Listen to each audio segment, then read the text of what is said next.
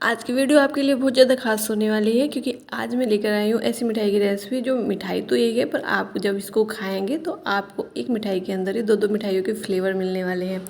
और ये मिठाई जो है सिर्फ एक गिलास दूध से बनने वाली है। इतनी ज़्यादा सॉफ्ट मिठाई बनेगी ये, मतलब जाते ही आपके मुंह में घुल जाएगी। ये देखिए कितनी बढ़िया मिठाई बनी है। तो चलिए इस मिठाई को बनाना शुरू करते हैं। तो इस मिठाई को बनाने के लिए सबसे पहले ले लेना है एक गिलास दूध। आप कोई सा भी ले सकते हैं जो भी आपके पास हो, पहले से उबला हुआ, या फिर जो कच्चा दूध हो। आप कोई सा भी दूध इस मिठाई के लिए ले सकते हैं।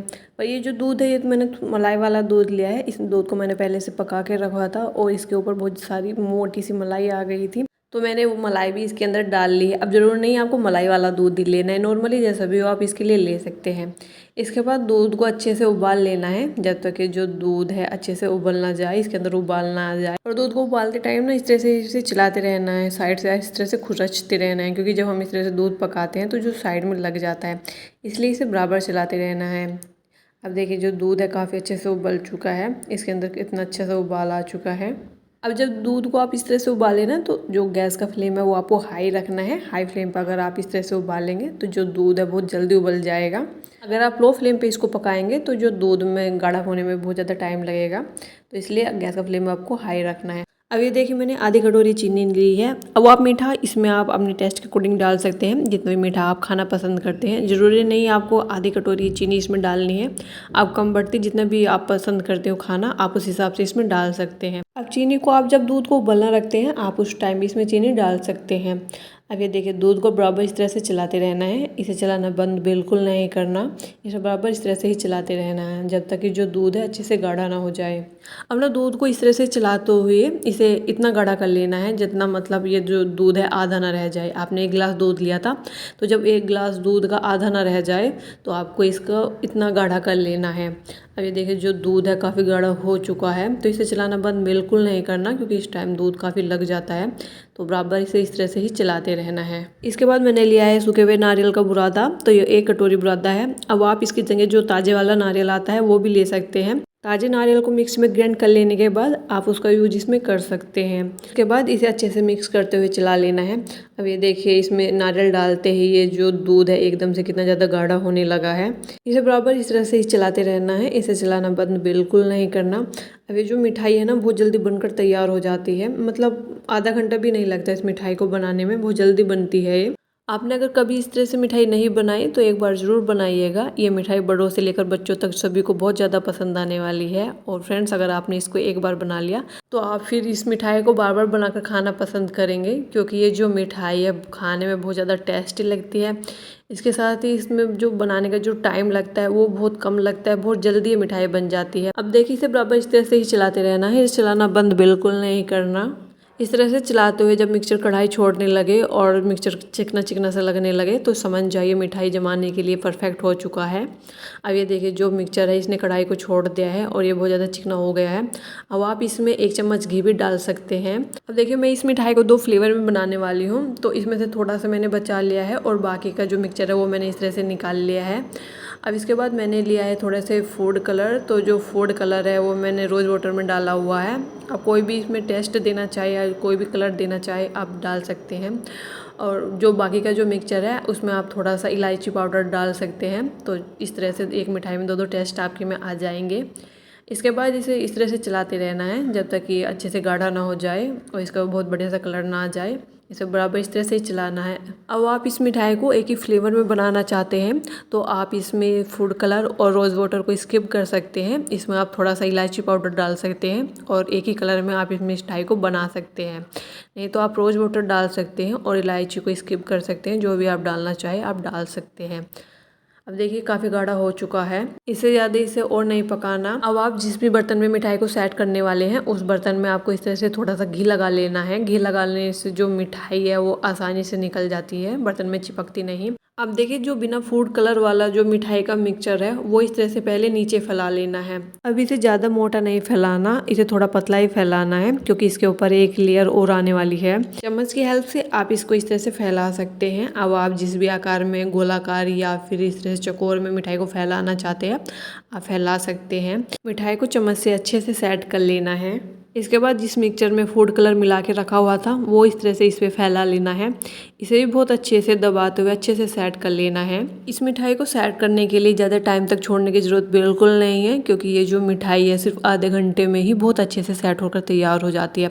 आधे घंटे में ही आप इसके पीस बना सकते हैं। मनचाहे साइज में आप इसके पीस बना सकते हैं। जैसे पीस आप इसके बनाना चाहते हैं उस हिसाब से आप बना सकते हैं, जैसे भी आपको पसंद हो। फ्रेंड्स, आप जब इस मिठाई को बनाए ना, तो आप जब इसे कढ़ाई में से उतारते हैं, इसको पकाते हैं, तो उस टाइम आपको इसको कढ़ाई में से उतारने की जल्दबाजी बिल्कुल नहीं करनी। अब अगर आपने इसे कढ़ाई में से उतारते टाइम जल्दी उतार लिया और जो मिक्सचर अच्छे से गाढ़ा नहीं हो पाया, तो जो आपकी मिठाई है अच्छे से सेट नहीं हो पाएगी। तो मिक्सचर जब अच्छे से गाढ़ा हो जाए आपको तभी से कढ़ाई में से निकालना है। ये देखिए फ्रेंड्स, डबल लेयर वाली कितनी बढ़िया सी मिठाई बनकर तैयार हुई है। इस मिठाई को अगर आप खाने के लिए किसी को देंगे तो वो पहचान नहीं पाएगा कि इस मिठाई को आपने घर पर ही बनाया है या फिर आप मार्केट से इस मिठाई को लेकर आए हैं। अब अगर आप कुछ मीठा बनाने का सोच रहे हैं तो एक बार इस मिठाई को आप जरूर बनाइएगा। ये मिठाई खाने में जितनी ज़्यादा टेस्टी लगती है उससे ज़्यादा इस मिठाई को बनाना आसान है। आप पहली बार में भी इस मिठाई को बिल्कुल परफेक्ट तरीके से बना पाएंगे। ये मिठाई मुंह में जाते ही घुल जाने वाली मिठाई है। खाने में मिठाई बहुत ज़्यादा सॉफ्ट लगती है। अब देखिए जो दूसरी मिठाई है ना, ये भी खाने में बहुत ज़्यादा टेस्टी लगती है। इसको बनाना भी बहुत ज़्यादा आसान है। तो चलिए देख लेते हैं इसको कैसे बनाना है। मिठाई बनाने के लिए सबसे पहले मैंने ली है ये 1 कटोरी चीनी। अब आप जिस भी बर्तन में ये मिठाई बना रहे हैं उस बर्तन का तला मोटा होना चाहिए। तला मोटा रहेगा तो आपको मिठाई बनाने में भी बहुत ज़्यादा आसानी होगी। अब देखिए इस चीनी को बिना कुछ मिलाए ऐसे ही पकाते रहना है, इसे चलाते रहना है। अभी इसमें घी दूध कुछ भी नहीं ऐड करना, इसे ऐसे ही पकाना है। अब देखिए धीरे धीरे जो चीनी है धीरे धीरे पिघल रही है, तो इसे बराबर इस तरह से ही चलाते रहना है। अब अगर आप मीठा कम खाना पसंद करते हैं तो जो ये चीनी है उसकी मात्रा आप थोड़ी सी कम भी कर सकते हैं। मीठा आप अपने हिसाब से, जितना भी मीठा आप खाना पसंद करते हैं उस हिसाब से आप इसमें मीठा डाल सकते हैं। अब देखिए जो चीनी है कितनी ज़्यादा पिघल चुकी है, तो चीनी को इस तरह से ही बराबर चलाते रहना है। इसे चलाना बिल्कुल बंद नहीं करना, इस तरह से ही चलाते हुए इसे अच्छे से पिघला लेना है। अब देखिए जो चीनी है अच्छे से पिघल चुकी है और इसका कलर भी चेंज हो चुका है। तो बस अब इससे ज़्यादा इसे नहीं पकाना। अब अगर आप इससे ज़्यादा इसको पकाएंगे तो जो कैरेमल है उसका टेस्ट बहुत ज़्यादा कड़वा हो जाएगा, जिससे मिठाई खाने में बिल्कुल भी अच्छी नहीं लगेगी। तो इसे ज़्यादा नहीं पकाना, सिर्फ जो कलर चेंज हो जाए और जो चीनी अच्छे से पिघल जाए, बस इतना ही इसे पका लेना है। अब ये देखिए जो कैरेमल है वो परफेक्ट बनकर तैयार हो चुका है। तो बस आपको ये बिल्कुल ऐसा ही बना लेना है। अब ये जो मिठाई है ये सिर्फ 1 गिलास दूध से बनकर तैयार होने वाली मिठाई है। तो मैंने इस मिठाई के लिए लिया है 1 गिलास दूध को इसमें डाल देना है। दूध डालते ही एकदम से जो कैरेमल है बहुत ज़्यादा हार्ड हो जाएगा, तो घबराने की ज़रूरत बिल्कुल नहीं है। धीरे धीरे से इस तरह से ही चलाते रहना है और 1-2 मिनट में जो कैरेमल है वो अपने आप ही एकदम से दूध के अंदर मेल्ट हो जाएगा। पर इसे बराबर इस तरह से ही चलाते रहना है। अब ये देखिए जो कैरेमल है उसका पता भी नहीं है, वो मिक्स हो चुका है दूध के अंदर, और जो दूध का कलर भी कितना ज़्यादा डार्क हो चुका है। अब इस मिठाई को हाई फ्लेम पे बनाना है। हाई फ्लेम पे बनाने से मिठाई बहुत जल्दी बनकर तैयार होगी। वैसे तो इस मिठाई को बिना कैरेमल बनाए भी आप बना सकते हैं, पर अगर आप इस तरह से बनाएंगे तो आपको इसमें कोई कलर वगैरह नहीं ऐड करना पड़ेगा और बिना कलर मिलाए भी इस मिठाई का बहुत बढ़िया सा कलर आएगा। दूध काफ़ी अच्छे से उबल चुका है और ये थोड़ा थोड़ा गाढ़ा भी होने लगा है। तो अब इसी स्टेज पर मिला लेना है इसमें सूखा हुआ नारियल का बुरादा। ये सूखे हुए नारियल का बुरादा मैंने मिक्सी में ग्राइंड करके इसे बनाया है। अब आपके पास अगर सूखा हुआ नारियल नहीं है तो जो मार्केट में मिलता है नारियल का बुरादा, आप वो भी इसमें डाल सकते हैं। अब इसके बाद इसे अच्छे से मिक्स कर लेना है और हाई फ्लेम पे ही इसे अच्छे से पकाना है। इसे चलाते रहना है, इसे चलाना बिल्कुल भी बंद नहीं करना। जिस तरह से हम मावा निकालते हैं उसे बराबर चलाते रहते हैं, इस तरह से ही आपको इसको भी चलाते रहना है जब तक कि अच्छे से गाढ़ा ना हो जाए।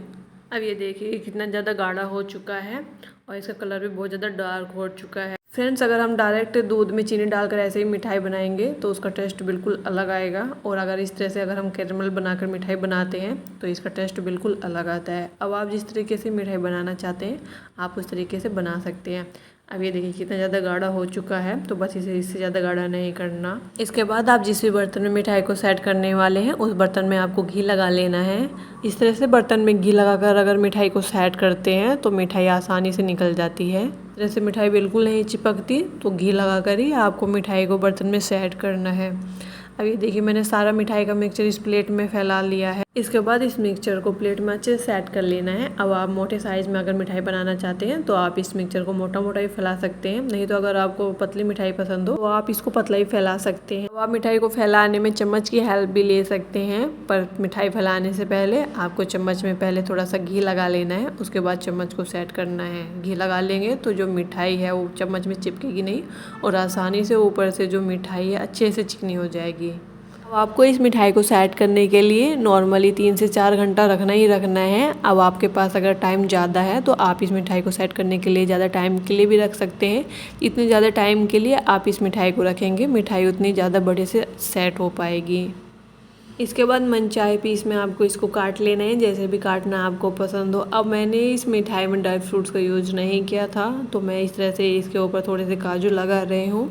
अब आप चाहे तो बनाते टाइम भी इसमें ड्राई फ्रूट्स डाल सकते हैं, पर मैंने इसमें ड्राई फ्रूट्स का यूज़ नहीं किया। फ्रेंड्स, एक बार इस तरह से मिठाई बनाकर ज़रूर देखिएगा, ये खाने में बहुत ज़्यादा टेस्टी बनती है, इसे बनाना भी बहुत ज़्यादा आसान है।